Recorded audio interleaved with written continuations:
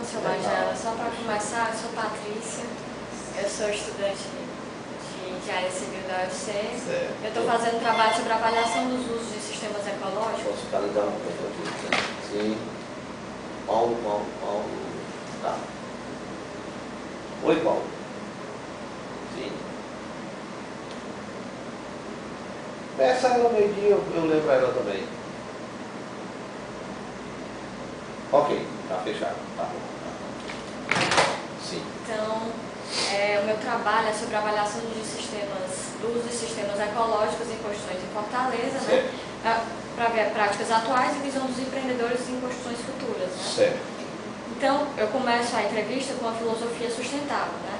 Bem, aqui eu já marquei porque, como eu li, né, o folder, vocês são uma empresa que, além dos sistemas usuais, quer dizer, câmera, sensores, né? Isso eu devia nem estar nem colocando mais no folder, porque isso é trivial. Isso né? é trivial. Então, além das usuais, né, vocês adotam as técnicas que eu chamo de ousadas. Isso. Né, que é reuso de água, Isso. reuso de energia solar. Isso. Então, a empresa já adotou técnicas sustentáveis em quantos empreendimentos? Seguinte, o primeiro empreendimento que teve essa preocupação de inovação, tudo que era possível fazer a nível de sustentabilidade foi o empreendimento denominado Green Life 1. Certo. Esse empreendimento foi lançado, ele está 2 anos já que foi lançado. Foi o primeiro empreendimento com essa preocupação, eu diria, né? Foi muito ousado de nossa parte, porque não era um mundo um pouco desconhecido. O que foi que nós usamos nele?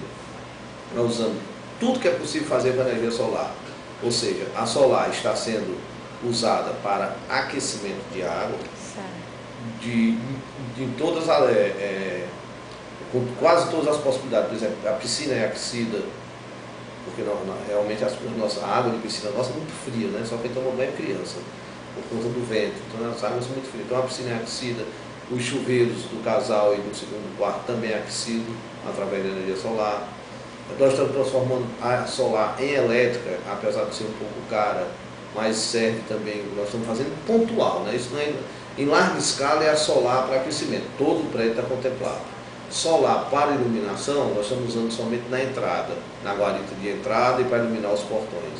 Mas no segundo empreendimento, vou já falar sobre ele, já está mais ousado. Nós estamos usando a solar transformada em elétrica para iluminar todas as garagens do Pilotis, com sistema fotovoltaico. Certo, então quer dizer assim, que são 2 empreendimentos com todos os empreendimentos. Vamos são lá. 2, né? O Green 1, que vai ser entregue em outubro de 2010, ele tem solar, como já falei, com todas essas alternativas. Ele tem a eólica transformada em elétrica. No Brasil ainda não existe muitos fornecedores de aerogeradores domiciliares. Nós só encontramos um que tocou uma parceria com a gente, que é chamada Enesud, que é uma empresa do Rio. De qualquer maneira, eles não têm ainda um aerogerador muito eficiente, ele só gera 1000 watts, só vai dar para a gente iluminar os halls de entrada do prédio. Mas o que é que ocorre? Nós estamos pensando em chamar a atenção, por exemplo, você é um mecanismo, eu quero que você também bote isso para os seus colegas, se quiser marcar visitas, a gente organiza algumas visitas para conhecer o novo empreendimento e falar sobre isso. Então, qual é a nossa preocupação maior? Hoje eu me considero uma pessoa verde, porque eu acho que o mundo tem que ficar verde, não tem para correr. Então a nossa preocupação era chamar a atenção para essa discussão, provocar nos concorrentes a discussão. Naturalmente eu fui chamado de louco por todos, até porque eu coloquei N coisas voltadas à sustentabilidade, que agrega valor ao mundo, agrega valor ao ambiente. Mas você não consegue, por isso, vender os prédios muito mais caros, porque está iniciando agora esse movimento. Então o que ocorre? Realmente a Edibra está renunciando a uma parte do lucro dela para fazer isso. Os empreendimentos da Edibra deveriam ser muito mais caros que os outros, mas não são. Então o concorrente, o que é que ele vai estar achando de mim? Está achando exatamente, volto a repetir, um louco. Ele inventou essas coisas, colocou tudo isso nos empreendimentos, nós vamos ser obrigados a colocar. Então eu já estou vendo as empresas correndo atrás para fazerem a mesma coisa. Por quê? Porque isso vai ser uma exigência natural do consumidor. Principalmente consumidores jovens. Então você acha que é uma tendência, né? Não é uma tendência, é uma obrigação. É uma obrigação. Você está fazendo a sua graduação agora e está ligado com o meio ambiente. Aliás, é o seguinte, tem um livro interessante que eu sugiro que você leia e seus amigos também. chama-se inteligência ecológica. É do mesmo autor que fez inteligência emocional e inteligência social, que é o Daniel Goleman, se não me engano. Se você ler o livro, que eu nem terminei ainda, você vai ver que essa tendência vai virar obrigação.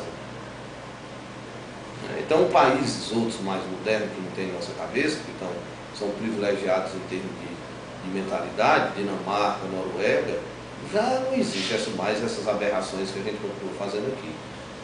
A Noruega, por exemplo, na Dinamarca, a aproximação dos aviões ela é feita em círculos para poder economizar combustível, não para economizar combustível, para diminuir a emissão de CO2 na atmosfera. Então vamos lá. Então o que é que a gente fez? Tudo que era possível. Então tudo que era possível na energia elétrica, tudo na solar, tudo que era possível na energia eólica nós fizemos. Fomos um pouco mais além. A água do poço profundo, que normalmente todo empreendimento tem poço profundo. Sim, mas o que é que faz com o poço profundo? Nada, bota uma tampa. Então o poço profundo ele vai ser utilizado plenamente. A água dele vai ter um tratamento especial, tratamento específico, né? Para transformar essa água em água realmente utilizável. Ah tá, aí lá em cima na saída da caixa d'água, tudo isso é caro, mas mesmo assim nós não estamos passando isso para o nosso empreendimento. Nosso empreendimento é o preço do concorrente. Isso não é repassado para o cliente? Não, porque se eu for repassar, eu não conseguia primeiro implantar a filosofia. Então, primeiro a gente implanta a filosofia, o cliente vai entender que essa luta por conservação do meio ambiente é uma luta correta, e a partir daí depois se coloca valor. Tem uma saída na caixa d'água que vai gerar água potável na cozinha, ou seja, ele não vai precisar usar ozônio, não vai precisar comprar água mineral, nada disso. Ele vai ter um ponto de água potável na cozinha que ele bota lá o copo e toma a água sem problema nenhum. Água potável, não é mineral, só que eles vão ter que entender que também é praticamente a mesma coisa. Né? Muito bem. Por um acaso, esse empreendimento, o primeiro, o GRI 1, aqui essa região não tem rede de esgoto. Então nós somos obrigados a usar a estação. Então o que foi que nós fizemos? Já que nós somos obrigados a usar a estação, e o tratamento é muito eficiente, parte do esgoto tratado vai ser utilizado no pilotismo, para aguar plantas, essas coisas todas. Se a gente pudesse contar com a cumplicidade dos compradores, o que é que eu teria feito? Que num futuro próximo a gente pode fazer. Essa água tratada do esgoto voltaria para uma caixa d'água seccionada em duas, tá certo? E essa água tratada voltaria a ser utilizada nas bacias sanitárias. Entendeu? Não, mas eu tenho que ter a cumplicidade do pessoal. Essa água lá em cima, por exemplo, essa água lá em cima, ela poderia, de uma maneira fácil, ela vir com um odor de eucalipto, vir com verde ou azul.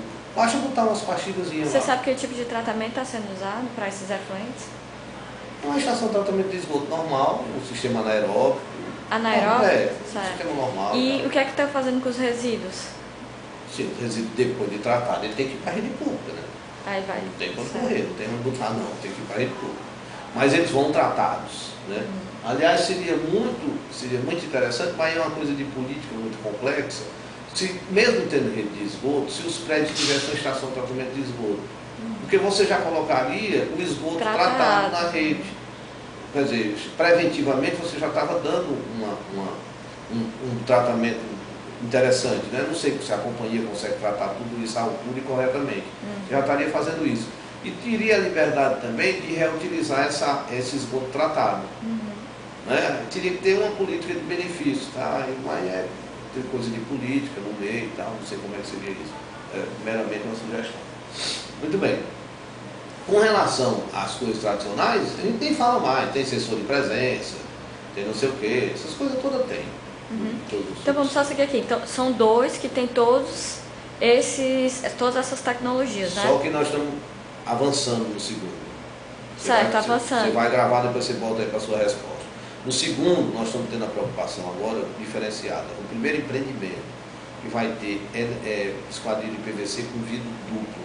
Eu sei, eu vou até falar sobre vidro a respeito. Então tudo bem. Então siga aí do jeito que você assim, quer. Muitas coisas das que você falou já respondem, entendeu? Tá certo. Okay. Mas eu deixei você falar justamente para... Ok, vamos em frente. Ficar tudo. Então, bora lá. Então, a empresa se preocupa em trabalhar com empresas que buscam sustentabilidade, fornecedores de materiais, com autorização ambiental, subempreiteiros. Esse aí é um discurso mais pequenininho.